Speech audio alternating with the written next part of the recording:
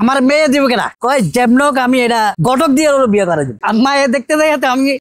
হাত ফুলে দেবো আমার কে বউ দিব আমার মাঝে এই উল্টাপাল্টা কথা আলোচনা করে আমার বাপে কয় এই আড়াইলে মাটির দলা যখন বউ দেখতে গেছে কয় আড়াইলে মাটির দলা ঢাকায় থাকে ঢাকার কথা শুনছে ওরা তো অবাক ঢাকায় চাকরি করে ঢাকায় থাকে ঢাকা কি জিনিস এটা তো একটা প্রবাসী বিদেশির মতো কাবিন কত মা কাবিন দিত অনেক 8 লাখ টাকা কিলা কোনো মেয়ে যদি কোনো কিছু হয়ে যায় ছেলে যদি কোনো কিছু করে এই কারণে আমার বাবা কইছে না যত লাখ টাকা লাগে আমি দেবো গিয়ে দিব গ্রামের মানুষ তো আমাকে আগে চিচি করতো সেই করতো এখন দেখলে কেমন আছে সেলম সেলেট মারে আমার পোলা মেয়ে দুইটা একটা ছেলে একটা মেয়ে লেখাপড়া করে দুইটা বিয়ে হয়ে গেছে আমি যে প্রতিবন্ধী মানুষ আমি তো একটা চাকরি করি তারপর আমার থেকে আরেকজনে ভিক্ষা করতে আইতেছে সুস্থ হইয়া আমার কাছে ভিক্ষা চাইতেছে আমার খুব লজ্জা লাগে কিন্তু আমি তাই আমি যদি তার থেকে নতুন হইতে আমি ভিক্ষা দিতে রাজি কিন্তু আমি তো পারতেছি না আমি এখন ধানমন্ডিকা ভাবে জব করতেছি এই কাজের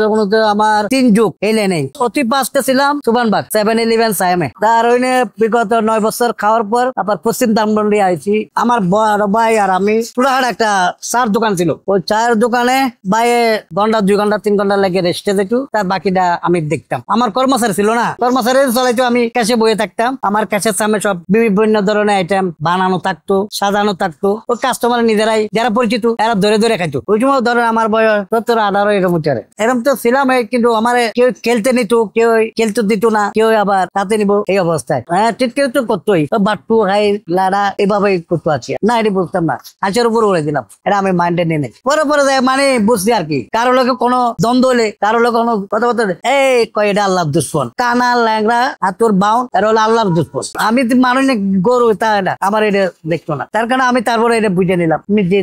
জিম খাই গেলাম কি করুম আল্লাহ তো এইভাবে আইছি আল্লাহ তো এরকম করছি পাপ করছি হয়তো পাপ না করলে কি আর এরকম মতো ওর মতো যদি হইতাম আমার এই কথাটা বলতো না ওর মতো টাকা পয়সা থাকলে আমিও বুং বাং করে চলতে পারতাম মোবাইল হাতও থাকতো এটা করতেও থাকতো আমার তো এটা নাই টাকা ওই যে কইলাম না দোকান আসলো দোকান থেকে আমার বাইরে যে কাস্টমার বাধা কাস্টমার এরা কমপ্লেন দিতে আমার নামে কয় তোর ভাই আমাদের নামে মিথ্যা কথা কই এটা তোর কাছে কমপ্লেন দিতে আমরা বেশি খাই এই সময় 4.5 আনা এই 4.5 আনা লেবলি বাইরে কালার করছে ভাই আমার কাস্টমার নষ্ট করতে তো এই কই আমার মারছে মায়ের বাইর করে দেয় মারছে আমি পলাই আমি কই তোর দোকান আর থাকুন আমার রাস্তা আমি চলে যাবো আমার বলতে তোর কোনো কাজ নাই তোর কোনো দেশে কার আমার কোনো কাজ নাই আমার দেশে কার কাজ নাই আল্লাহ যখন দুনিয়াতে পাঠাইছে আমারে একটা না একটা কিছু থাকবোই এই দেশে না থাকবে অন্য দেশে থাকবো খালি যাইতে হইব যা চাইলে হইব না কাজ করতে গেছে একবার থেকে দিলাম কাজ করতে আমি কাজ তো পারি না কাজ কেমন করুন আর আমার নিবো কেমনে 1 কেজি চাউল 1 কেজি আলু এটা যদি দেয় আমি নিজেও হাঁটতে পারিনি আমি যে ঢাকায় আইবো আমি কল্পনা করিনি আমি যখন চিরাং থেকে মেন টাউনে আইছি টাইগার বাস হেল্পারও কইতে দে কই যাবে রে মামু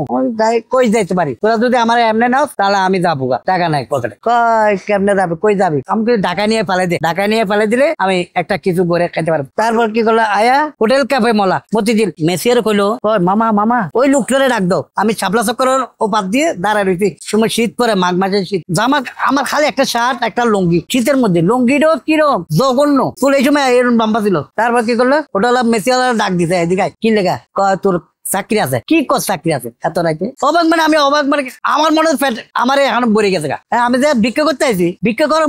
আমার চাকরির কথা পেট ভরে গেল আমার ঢাকায় যে একটা মানুষ যে আমার লাগে আল্লাহ তৈরি করে রাখছে এটা আমি কল্পনা করতে পারি রাত্রের বেলা আমার ভাত